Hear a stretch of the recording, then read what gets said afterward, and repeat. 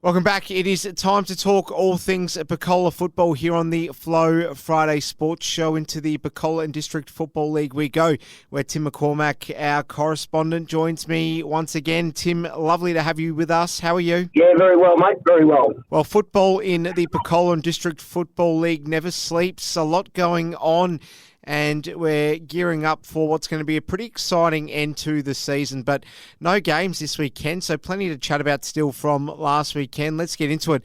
We had a pretty close one between Berrigan and Tungamar, Tim. Yeah, no, it was much closer than I thought it would be. Conditions probably had a bit to play. It was pretty wet over the weekend, so I think that probably made a couple of the margins a bit closer than what they normally would have been. Did you expect us to get as close of a game here? I mean, these are two sides that, well, Berrigan really haven't been at the races, but Tungamar have shown glimpses. Did you expect them to have it a bit easier? Oh, look, I really did. I thought Tungamar would have been got over the line really comfortably, especially their form over the last couple of weeks. They've started to hit their straps, but yeah, it's one of those things that any side on their day, if they show up with the right attitude, they can get a fair bit closer. Blighty absolutely creamed at home to Picola United. A pretty ugly result there in the end, Tim. 214-6, the final result. Yeah, Picola starting to hit their straps. They've with that win and probably a boost in their percentage, they're almost cemented themselves in the top 8 now, I think. So they'll be hard to dislodge, depending on who they've got over the coming weeks. But they'll be looking forward to the week off now and resetting for the next challenge. What about the game between Catamatite and Katunga? I mean, these are two sides that within 2 spots of one another, first v third, and yet we got a very comprehensive win for Katunga, 105-49. That's going to make some other sides sweat, surely. Yeah, look, this is one I didn't see coming. After Catamatite had knocked off the top side a couple of weeks ago in Katandra, I really thought they'd take care of Katunga. But the Swans have obviously come out firing and shown everyone that they're still going to be a force to be reckoned with. That is a massive result. Is that one of the upsets of the season so far? I think so. Just with Catamatite's form, after we played them, I was talking to their coaches. They had a couple more coming back this week. So they would have been giving themselves every chance to have a good win. So I think that'll make them really reassess. Your side had a really hot crack against Katandra. In the end, 31-73, Katandra beating Mathaura. A very good effort. You would be walking away from this one and having thought that, I'm sure. Yeah, look, we're very happy with our performance. 40-point loss. You could say, oh, well, probably didn't do enough, but I think they got a couple of goals late in the last quarter, which sort of blew it out a little bit. The margin sat around about the 26-point mark for most of the game. So the way our blokes cracked in, I couldn't have been prouder. Was there a way that you went about actually trying to negate the Cats? Because they've been pretty destructive. So, you know, limiting them to under 80 points, it's a super effort. You must have had some sort of strategy. Yeah, and it's probably what we've been trying to play most of the year, was just make it a real contested football game and not let the ball get out wide and into space so much. We've got a really young group that crack in really hard at the footy, and that's what we're just trying to do, is just make it a real contested game, and it worked for the majority of it. Can someone knock them off? Yeah, look, if we can keep them to 40 points, I can't see why the Way-Eyes and sides like that, if they play the similar sort of footy, probably with a little bit more quality all over the ground, I reckon some of those sides will give them a real good shape. But I think that's the way to play it. They don't like it in tight. They like to get out and run. They're a really good, clean running side when they get going. So if you can stop that, it takes you a long way. Yeah, you're halfway there probably. Well, you mentioned Way-Eye before. Let's go to their game.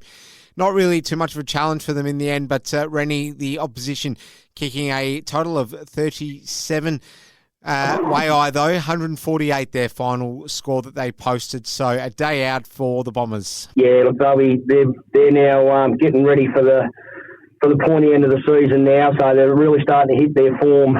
They had a bit of a lapse in the middle part of the season, but with 4 games to go now, you can expect to see probably the best of Way-Eye, I would say. There we have it. All right, we had a close one between Denny Rovers and Tokenwall. Just 9 points in it in the end, but the Roos good enough to prevail. Would have been a fair old banana slip had they not hit him. 72-63, the final score there. Look, this one surprised me how close this got to. It would have been would have give Denny's finals hopes a real kick had they have dropped this one, but it keeps them in the hunt. So there's still a chance to make the 8 with, I think, between 5th and about 11th. I think there's only about a game the difference. So it's really wide open going into the last 4 games. Yeah, and Yarrawaya had a day to forget to against Strathmerton, 218. The final score for Strathmerton against the home side there. Yeah, when you've got a guy up forward kicking 20 of their 34 goals, I think it puts him on about 97 for the year.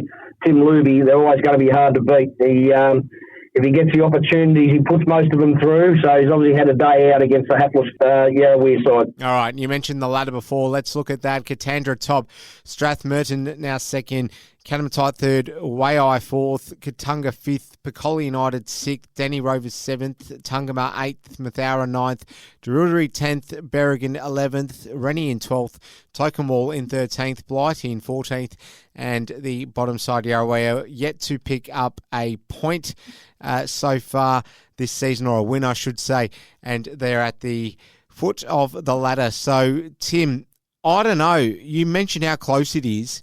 What are you expecting between now and the second half of the season? We've sort of been picking away at this with you for a number of weeks, but you feel as though there's going to be some sort of coming together towards the end of the season where things don't quite go the way we might all expect them to on paper. Yeah, well, that's hoping my side's one of those. I think if we've got 4 games to go, and we've got 2 sides that I think are around about level with us or a fraction under us on the ladder out of the last 4 games. If we can get 2 of those, we could possibly go from 9th and get back into the 8th.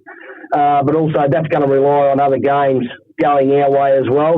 And I think that's what it's going to be. There's going to be sides relying on other sides to win or lose to verify their spot, especially in that last group from probably 6th, 7th and 8th. That's the real tight spot. And then down to probably 9th, 10th and 11th have all got a chance, depending on other teams. So it's going to be a very interesting last 4 weeks, and I think a lot of sides will be relishing the bye this week.